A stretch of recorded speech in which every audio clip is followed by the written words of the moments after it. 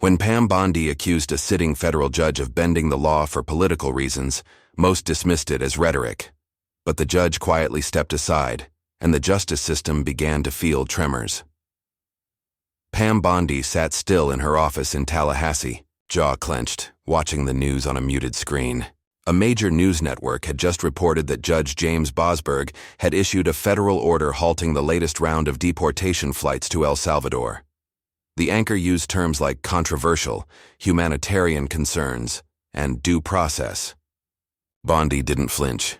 She picked up her pen, tapped it twice against her desk, and said quietly, "They're playing with fire." The case had been brewing for weeks. Venezuelan nationals, some accused of gang activity, others simply undocumented, were being held in ICE detention centers in South Texas.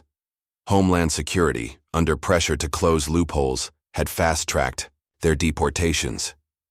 It was swift, brutal, and for many, irreversible. A plane was already on the tarmac in McAllen when Bosberg's order came through. The White House was furious, but this wasn't Bondi's first time in the middle of a legal knife fight. She'd built her reputation by going straight at political opponents, often with a smile and enough legal firepower to blow up a courtroom. She wasn't intimidated by robes or titles. She made 2 calls, the first to her deputy, the second to a news outlet. Meanwhile, inside the courthouse in Washington, D.C., Judge Bosberg remained calm. He'd seen the protests, the opinion pieces calling him a traitor. But this wasn't political, he told himself. The administration was skipping hearings, rushing people onto planes, without giving them a chance to speak. That violated the law. His clerk, a sharp 32-year-old named Lauren C., stepped into his chambers. "They're saying the Attorney General is going to make a statement tonight," she said. Bosberg didn't look up. "Let them. We'll do our job." But outside the court, things were turning ugly. Protesters had begun gathering, representing both ends of the spectrum. Some held signs that read, "Deport the criminals now." Others, with judges, "Are not puppets." Cable hosts were already comparing Bosberg to other activist judges. His face was on screen more than it had ever been, and Pam Bondi was just getting started. That night on a news program, Bondi went live. Her voice was calm but biting. She leaned in when the host asked if she believed the judge was acting within the law. "He's not acting like a judge," Bondi said. "He's acting like an unelected policymaker." She paused just long enough to let it sting. "And the American people are tired of it." Her words sent a jolt through social media. Hashtags like the Fire Bosberg and Pam the Hammer trended within the hour. Senators started calling each other. Journalists flooded inboxes. Inside the DOJ, staffers were quiet. They knew what this meant. Bondi wasn't just speaking her mind. She was drawing a line. 2 days later, the Miami Herald published a leaked memo. It showed that some of the Venezuelan detainees had indeed been flagged as security risks.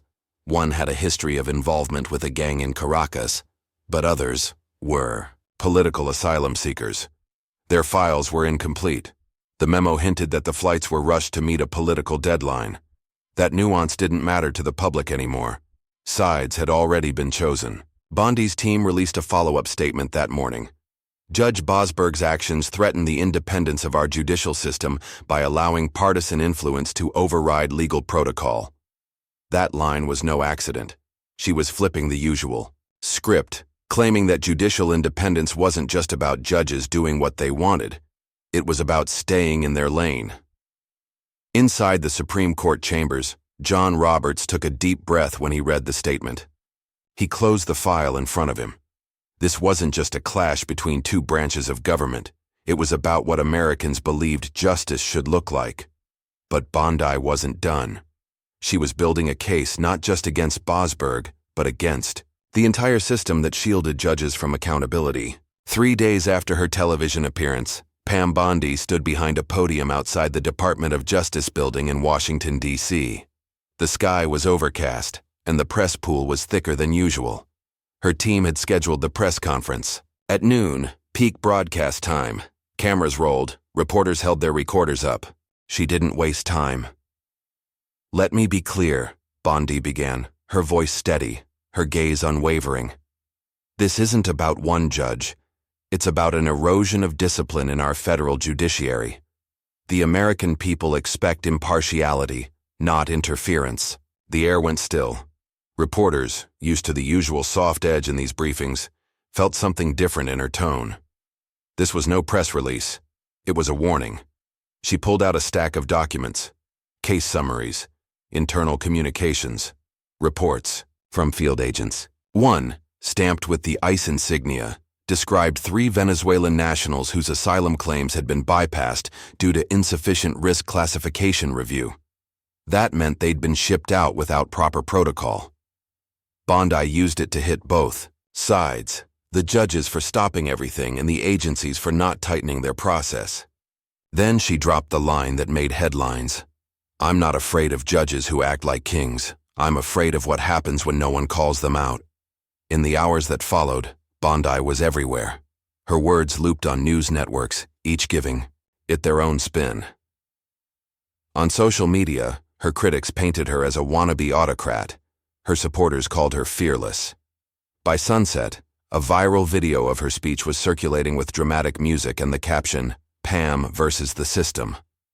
In a bar, in Sacramento, a middle-aged man named Curtis Caldwell sat glued to the screen. He wasn't the kind to care about politics, but something about Bondi struck a chord. "She talks like someone who's been fed up for a while," he muttered. His cousin across the booth raised an eyebrow. "Or someone who's gunning for higher office." But Curtis wasn't the only one watching. Inside the federal courthouse in Miami, Judge Lena Dorsey, one of Bosberg's colleagues, listened to the live stream in her chambers. She didn't agree with Bosberg's handling of the case, but Bondi's broadside made her nervous. "She's playing the long game," Dorsey told her clerk. "She's not just pushing back, she's trying to reshape the public's idea of what a judge is." Later, that night, Bondi appeared on a news program for an extended interview. It wasn't a friendly network. It was a calculated move, going where the audience was mixed, less predictable. She wore a navy blazer, no jewelry, hair tied back. The look was deliberate, serious, no nonsense. The interviewer, a young anchor named Trent Massey, didn't hold back. "Attorney General, some say you're undermining judicial independence, that you're making it personal. How do you respond?" Bondi smiled, just barely. "I respect the judiciary, but respect isn't silence. If a judge puts personal beliefs ahead of federal law, they're no longer neutral, they're political." Is Judge Bosberg political? He made a political decision under the cover of legality. That's more dangerous than partisanship. It's betrayal in slow motion. The interview hit a nerve. Massey afterward texted his producer, "We're going to get heat for this." They did, but so did Bondi. The next morning, protesters lined the DOJ steps. Some held signs showing Bondi's face with duct tape over it reading, "Shut up or step down." Others wore shirts that read, "Hold judges accountable." Bondi walked through them on her way to her SUV unfazed, flanked by security. A reporter shouted, "Are you going to call for Bosberg's removal?" She didn't respond. She didn't have to. Her silence said everything. That evening, someone leaked a private DOJ memo suggesting Bondi's office had already drafted a complaint to the Judicial Conference about Bosberg's conduct. If true, it meant she wasn't just grandstanding, she was mobilizing to take him down through formal channels. Chief Justice Roberts read the leak on his tablet in silence. He scrolled, paused, and ran a hand through his hair. His clerk entered the room but didn't speak. Roberts didn't look up. He knew what came next. But Bondi wasn't just taking on Bosberg, she was testing how far public trust in the judiciary could bend before it cracked. Chief Justice John Roberts had always preferred silence to spectacle.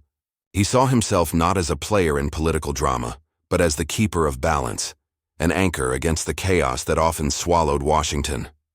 But this was different. Pam Bondi had kicked the door in. He knew the memo was real. Bondi's office had submitted the complaint, alleging not only procedural misconduct by Judge Bosberg, but a pattern of judicial activism inconsistent with constitutional neutrality. The language was sharp, almost surgical. It was designed to do damage but look clean doing it. That morning, Roberts sat alone in his chambers, going over the public statement he'd spent the past 2 nights rewriting. He wasn't naive. A weak response would invite more aggression. A strong one might look like he was picking sides. The final draft was barely 4 paragraphs. He released it at 10:42 a.m. For more than 2 centuries, the judiciary has served as a pillar of independence in American life. It is not the role of judges to make policy, but neither is it the role of politicians to define judicial restraint by convenience. The judiciary must be free. Free from pressure, free from retaliation, and free from political theater. He didn't mention Bondi. He didn't need to. The reaction was immediate. Within the hour, news outlets were dissecting the language like it was a Supreme Court ruling. Editorialists called it measured, stoic, and insufficient. Bondi's supporters pounced, but Roberts wasn't finished. That evening, he convened a closed-door meeting with senior members of the federal judiciary. No aides, no transcripts, just 15 men and women in a paneled room near Capitol Hill. The conversation was tense. A judge from Utah spoke first. "She's rallying the public. If this gets traction, they'll come for more than Bosberg." A judge from Phoenix agreed. "We need a line, not just statements, action." But Roberts remained calm.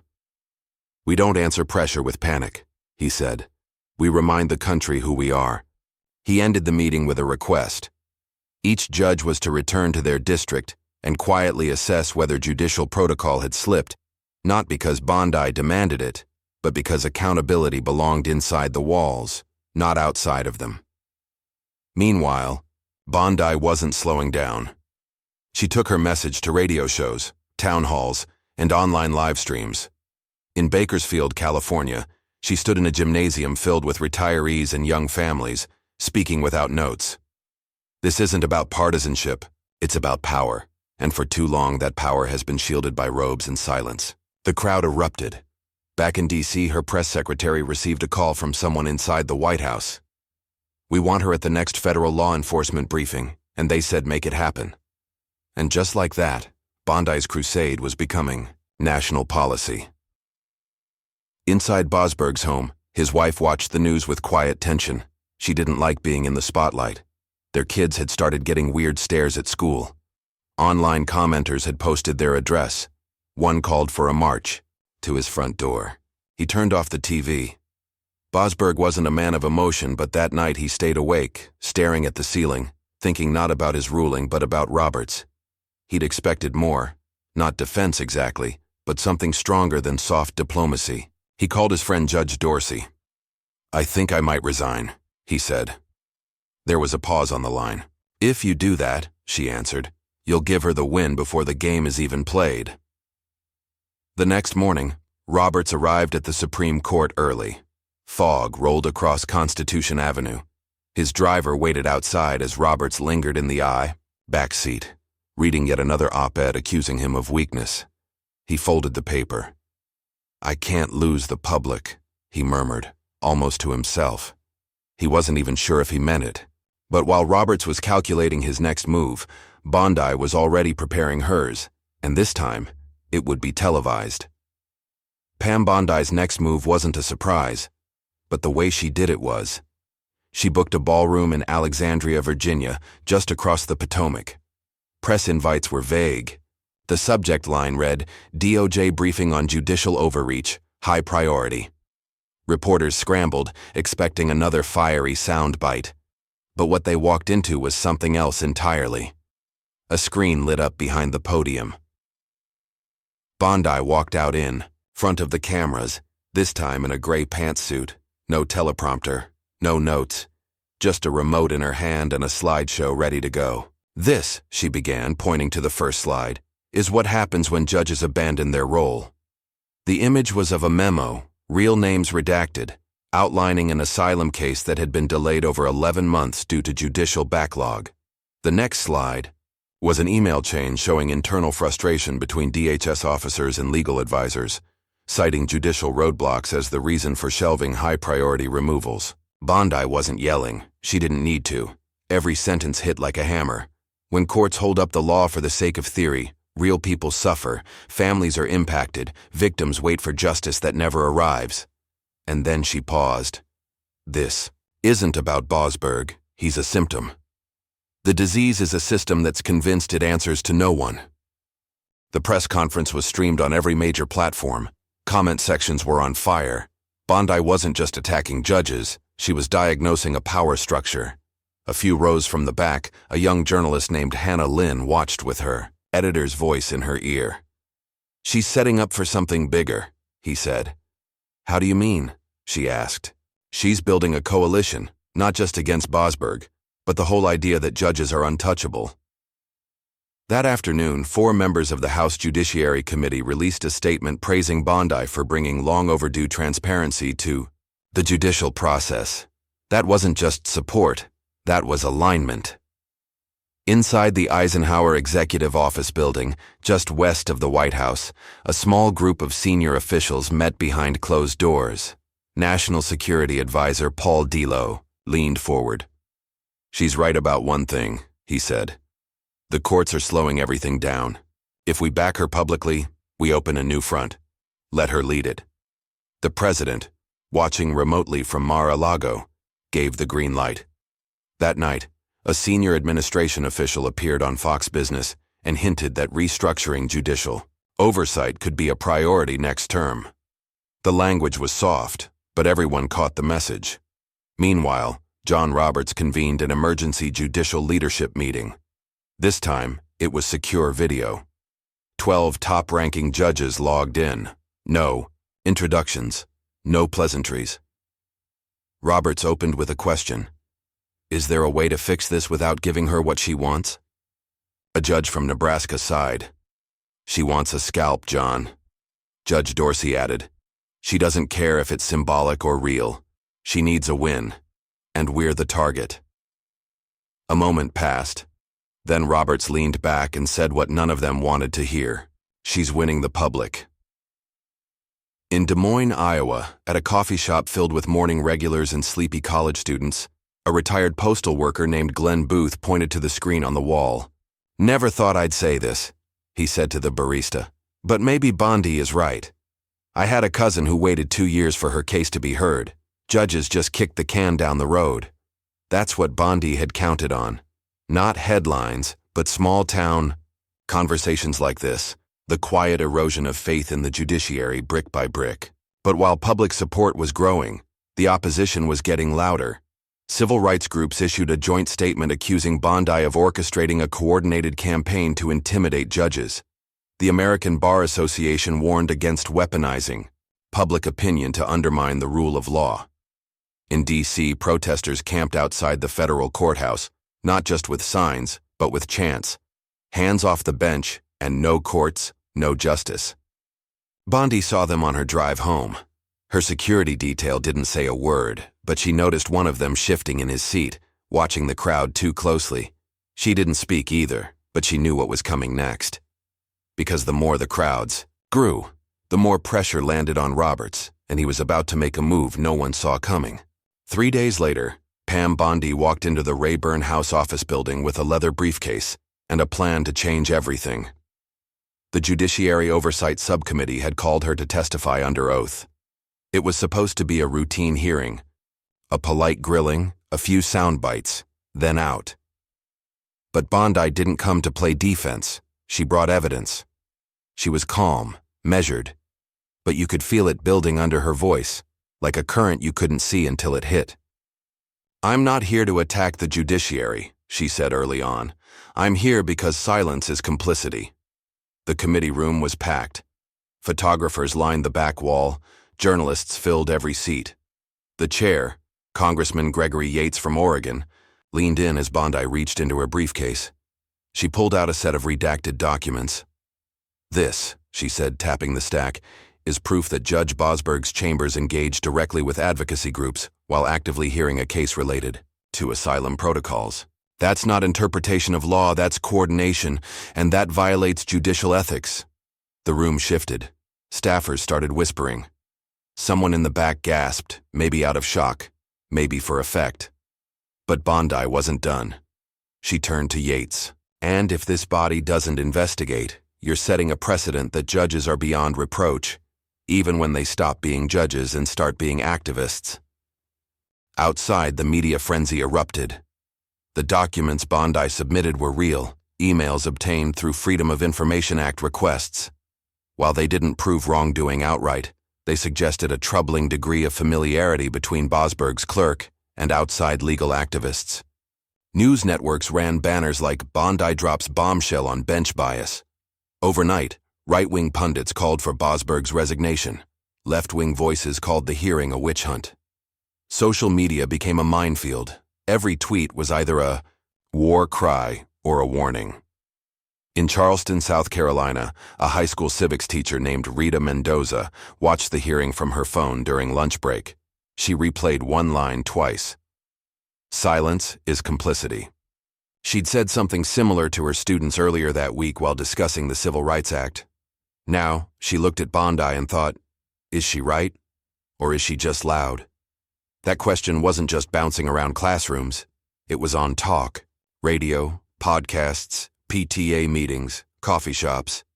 It had reached everyone from cab drivers to policy think tanks. And back in D.C., the pressure on Chief Justice Roberts had cracked open the walls. In an unannounced appearance, Roberts took the stage at a judicial ethics conference in St. Louis. It wasn't a speech on the schedule. He walked up quietly after a scheduled panel and asked for the mic. No teleprompter, just him in a very tired-looking suit. "The independence of the judiciary doesn't mean we operate without scrutiny," he said. "It means we answer to the Constitution, not to polls, not to headlines, and not to fear." He paused. "But also, we answer to the people. And if their trust in us fades, it's not because they failed us, it's because we failed them." The room was silent. No applause, no coughing, just a quiet realization that something had shifted. Back in Washington, Bondi watched a grainy live stream from her tablet alone. She didn't smile, she didn't say a word, but she picked up her phone and sent a text to her advisor. He blinked. The next morning, new protests erupted, not just outside Bosberg's court, but in front of the Supreme Court building itself. Two groups clashed on the marble steps, one side chanting "Protect the bench," the other yelling "Courts can't be kings." Capitol Police intervened. A few arrests were made. Bosberg, for his part, stayed silent. His office issued a one-sentence statement: "The judge remains committed to the impartial application of law." It was vague, but it didn't matter anymore. His name had become a symbol of everything broken or everything brave, depending on who you asked. Later that day, Roberts made an unprecedented request. He summoned Bosberg for a private meeting. No aides, no paper trail, just two men sitting across from each other behind a closed door, one defending the bench, the other living through its storm. The conversation never leaked, but the next day, Bosberg announced he would be taking an extended leave of absence to ensure the integrity of ongoing proceedings is not compromised. Bondi called a press conference 2 hours later. "This is not a victory," she said. "It's a warning, but not everyone saw it that way, and for Roberts, the damage was already done." John Roberts didn't sleep the night Bosberg stepped down, not because he regretted the meeting, but because of what it meant. He'd spent his entire career trying to keep the court above the noise, above politics, above pressure. But now the walls were thinner. The public could see straight through, and they were watching. He sat alone in his office at dawn, reading the headlines. Bosberg steps aside after Bondi's campaign. Is the judiciary cracking? Roberts was no more, but too late. The Supreme Court was supposed to be the last calm in the storm. Now it was part of it. Across the city, Pam Bondi's office was already buzzing. Her team had compiled a list of circuit court judges flagged in the last 2 years for alleged procedural overreach. She hadn't said it out loud yet, but she was thinking it. Bosberg wouldn't be the last. Her communications director walked in with a stack of messages. "Support is climbing," he said. "We're getting emails from district attorneys, sheriffs, even a couple of appeals clerks." "Any heat?" Bondi asked. "Plenty. Threats, letters from law professors. The ABA is drafting a formal condemnation." Bondi didn't flinch. "Let them." But behind closed doors, there was tension. Some inside her own circle had begun to worry she was pressing too hard, moving too fast. One advisor asked her that afternoon, "What if they call your bluff?" She stared at him for a second. They already did, and they lost. In Flagstaff, Arizona, a federal magistrate named Harold Concade watched the coverage over lunch. He'd been on the bench 32 years, never made a headline in his life. Now he wasn't so sure that was a good thing. He pushed his tray away and muttered, "We're not supposed to be famous, that's the job." His clerk sitting across from him kept her voice low. "Do you think they'll come after more of us?" Concade didn't answer right away. "I think they figured out judges don't hit back." Meanwhile, Roberts called a second emergency judicial council, not to talk, but to listen. He wanted to hear from the ground up. Dozens of judges from across the country sent written statements, audio recordings, private memos. Some begged for unity. Others warned that staying quiet had made them look arrogant. But one message stood out. It came from a recently retired district judge in Kansas named Rania Kellerman. Her note read, "You can't win a PR war with robes and silence. If we want the public to believe in the courts again, they need to see our struggle, not just our rulings." Roberts read it 3 times. Then, for the first time in months, he drafted something long-form. A speech he would deliver in front of the American Bar Association. Untelevised, unfiltered, just judges, lawyers, and words that mattered. He took the stage 2 weeks later, in Minneapolis. The room was packed. He didn't bother with small talk. "I've been asked why I didn't respond sooner. The truth is, I hoped it would pass. But it hasn't, and maybe it shouldn't." He paused, scanning the room. "When judges lose the trust of the people, we lose more than our legitimacy. We lose our purpose. Judicial independence is not a shield from criticism, it's a promise of discipline. And when we break that promise, we deserve scrutiny." There were no cameras, no applause, just quiet nods and the sound of pens scribbling. Back in Washington, Bondi watched a grainy live stream from her tablet alone. She didn't smile. She didn't say a word. But she closed the screen and whispered to no one. He finally showed up.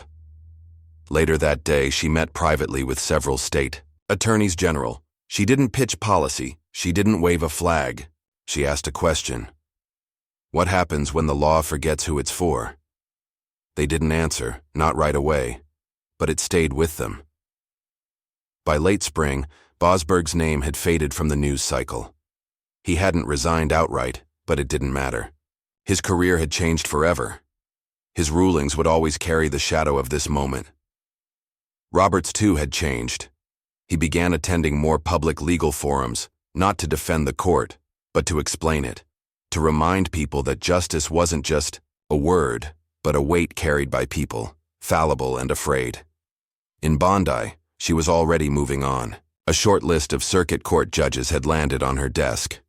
But while Bondi prepared her next move, the country was left asking, was this accountability, or was it conquest? 6 months after the Bosberg incident, the heat had cooled, but the burn marks were still visible. The courthouse in D.C. had updated its security protocols. Judges traveled with more caution, and in law schools from Seattle to Tallahassee, professors rewrote their syllabi to include a new discussion. What does judicial accountability look like in the age of public pressure? Judge Bosberg never returned to his post. Technically, he was still a federal judge, but he stayed behind the scenes, consulting, writing papers, speaking quietly at universities under Chatham House rules. His name had become a case study, no longer a man. One rainy afternoon, he sat in a small conference room at American University, talking to a group of second-year law students. They expected bitterness, maybe some subtle jabs at Bondi or the administration, but what they got was a reflection. "I didn't break the law," he said, "but I forgot the people outside the law, the ones watching. That was my mistake." A student raised her hand. "Would you do it differently?" Bosberg gave a small laugh. "I'd do it slower, not softer, just with more care."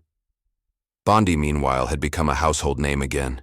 Not for scandal, not for a book deal, but for reshaping the conversation around judges and public trust. She toured the country that fall, speaking at law enforcement summits, legal policy forums, and even a few universities where protesters lined the sidewalks. At one such event in Austin, Texas, a young man asked her directly, "Do you think you damage the judiciary?"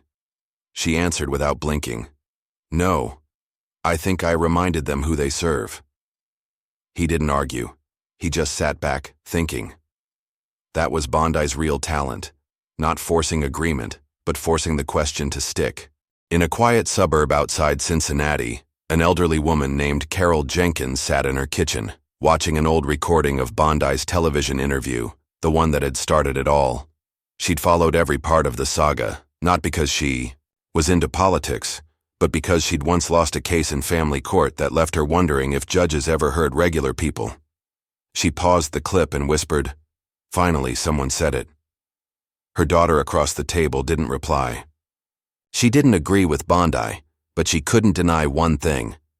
More people were talking about justice than ever before, and that mattered. Chief Justice Roberts stayed in the background after his ABA speech. No new statements, no interviews, but his actions spoke. He approved a sweeping review of internal judicial training on ethics, transparency, and community engagement.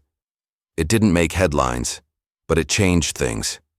Judges started hosting town halls, once a rare practice.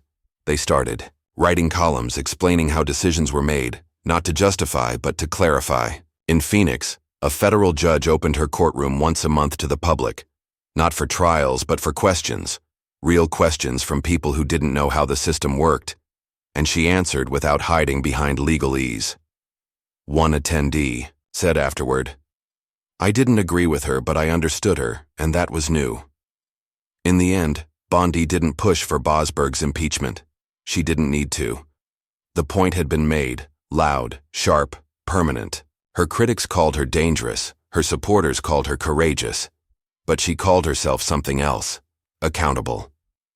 And maybe that was the lesson.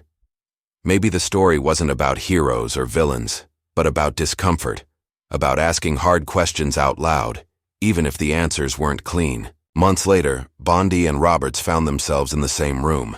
It wasn't planned. A national judicial symposium in Baltimore, both invited on separate panels. They passed each other in a hallway during a break. Bondi offered a nod. Roberts hesitated, then returned it. That was it. Not a truce, not forgiveness, just two people who had stood on opposite sides of something larger than themselves. The story of Pam Bondi, Judge Bosberg, and John Roberts wasn't about taking someone down. It was about what happens when public trust wavers and what institutions must do when silence is no longer enough. So here's the question. Who watches the watchers when the watchers stop watching themselves? Think about that, because one day, it might not be a judge under the spotlight. It might be someone who looks a lot like you. If you found this story meaningful, subscribe to the channel. We've got more real-world stories that ask the hard questions and refuse the easy answers.